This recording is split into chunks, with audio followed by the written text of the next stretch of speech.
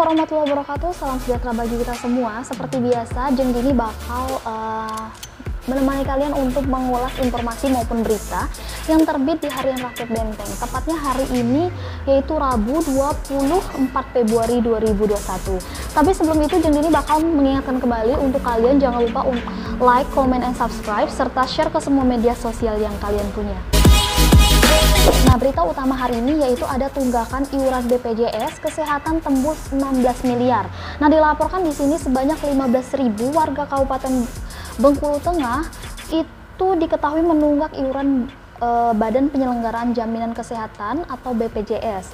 Nah, nominal yang ditunggakan mencapai 16 miliar. Kepala BPJS Kesehatan Benteng, Melisa Ripka Aritona, mengatakan angka tersebut merupakan data per 2 Januari 2021 lalu. Tunggakan setiap warga itu bervariasi dari 2 bulan hingga paling lama itu lebih dari 1 tahun. Ia menegaskan warga yang menunggak akan dilakukan penonaktifan sementara. Nah, Melisa juga menuturkan adapun beberapa faktor yang mempengaruhi tunggakan, diantaranya itu warga yang mengaku belum memiliki uang atau tidak mempunyai waktu dikarenakan warga ini mempunyai kesibukan dalam pekerjaan. Ditambah lagi saat ini diketahui pada tahun ini subsidi bagi warga itu mengalami penurunan dari tahun 2020 sebesar 16.500 per orang, pada tahun ini hanya 7.000 rupiah per orang. Nah, sementara itu untuk meminimalisir terjadinya tunggakan, pihaknya ini telah melakukan beberapa upaya, diantaranya memberikan informasi dan edukasi tentang hak dan kewajiban dari peserta, dan mewajibkan adanya auto debit hingga melakukan penelponan rutin guna mengingatkan peserta BPJS. Berita selanjutnya ini masih tema pandemi COVID-19, yaitu bulan depan Benteng terima 19.500 dosis vaksin. Nah, dilaporkan dari Karang Tinggi, Kabupaten Bengkulu Tengah ini bulan depan kembali menerima 19.500 vaksin Sinovac dari Dinas Kesehatan Provinsi Bengkulu. Ini bakal diperuntukkan bagi petugas pelayanan publik. Nah, estimasi untuk kebutuhan vaksin untuk gelombang 2 ini sebanyak 19.500. Dan ini untuk kedua kalinya penyuntikan. Nah, sasarannya ini untuk petugas pelayanan publik yang sebelumnya akan diinput datanya secara online. Kepala Dinkes Benteng NS Gusti Minarti Escape MH menuturkan dengan banyaknya dosis yang diterima, pihaknya masih akan mengkoordinasikan dengan Dinas Provinsi Bengkulu. Nah, lantaran tempat penyimpanan di gudang instalasi farmasi Benteng dinilai tidak memadai. Adapun sama seperti penerimaan awal, vaksin akan dilakukan penjemputan dan dikawal ketat oleh Polres Benteng.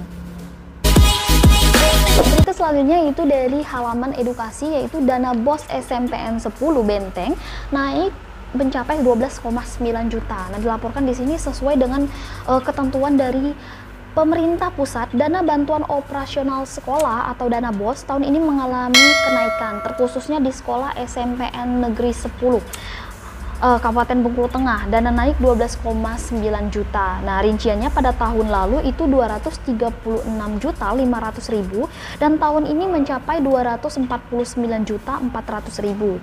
Nah, Kepala SMPN 10 Bapak Erianto SPD yang mengatakan kenaikan untuk dana BOS senilai 1.100.000 per orang menjadi 1.160.000 per orang.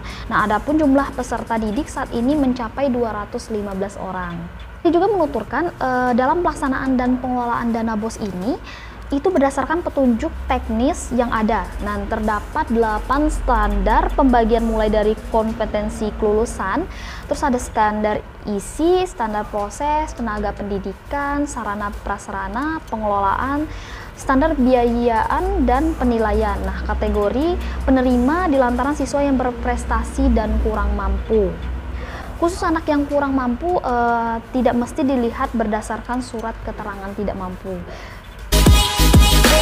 Nah, berita terakhir dari hari ini yaitu ada dari Kota Bengkulu.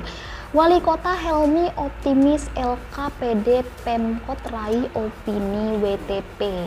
Nah, dari Badan Pemeriksaan Keuangan Republik Indonesia yang perwakilan Provinsi Bengkulu melakukan entry meeting bersama Wali Kota Bengkulu Helmi Hasan yang berlangsung di Balai Kota pada hari Selasa lalu. Kedatangan BPK RI perwakilan Provinsi Bengkulu ini terkait berlangsungnya pemeriksaan realisasi keuangan tahun anggaran 2020. Nah, Wali Kota Bengkulu Helmi Hasan ini didampingi pejabat sekretaris daerah, bujang HR serta para asisten, staf ahli dan seluruh kepala organisasi perangkat daerah pemerintah Kota Bengkulu yang menyambut hangat kedatangan rombongan BPK RI perwakilan Provinsi Bengkulu. Nah, rencananya ini BPK RI perwakilan Provinsi Bengkulu selama 25 hari akan melakukan pemeriksaan pendahuluan atas laporan keuangan pemerintah daerah tahun 2020. Nah, pada sambutan ini Helmi mengungkapkan bahwa entry meeting bersama BPK sangatlah penting dalam laporan keuangan tahun 2020. Nah, menurutnya keberhasilan pemerintah bukan hanya pembangunan fisik dan program saja, melainkan sukses laporan ini juga menjadi tolak ukur berhasil atau tidaknya pemerintah. Helmi juga mengimbau seluruh kepala OPD ini untuk mempersiapkan dokumen-dokumen yang diperlukan BPK karena pemeriksaan ini nanti sifatnya acak. Nah, sementara itu dari BPK RI perwakilan Bengkulu, Elian Susanti mengatakan pemeriksaan ini adalah agenda rutin BPK RI perwakilan Provinsi Bengkulu di sejumlah pemerintah daerah termasuk Kota Bengkulu. Mereka ingin tentunya semua organisasi perangkat daerah untuk transparan, serta menyiapkan data-data yang dibutuhkan BPK selama pemeriksaan keuangan berlangsung. Nah, maksud dan tujuan kegiatan ini adalah dalam rangka pemeriksaan pendahuluan laporan keuangan pemerintah daerah. Nah, itu saja berita ulasan tanggal 24 Februari 2021. Tapi Jeng Dini bakal mengingatkan kembali bahwa di channel RBT TV sedang ada program yaitu Wajah Desa dan podcast bisa atau bincang santuy. Jadi aktifkan terus notifikasinya agar setiap video yang kami upload kalian menjadi orang pertama yang menontonnya. Untuk kalian yang tidak mau ketinggalan berita setiap harinya di koran Rakyat Benteng, bisa berlangganan dengan cara menghubungi karyawan yang bertugas. Dan sebelum mengakhiri informasi hari ini, Jeng Dini bakal mengingatkan kembali untuk jangan lupa like, comment, and subscribe, serta share ke semua media sosial yang kalian punya. Saya Jeng Dini dan kru yang bertugas mengucapkan terima kasih dan wassalamualaikum warahmatullahi wabarakatuh.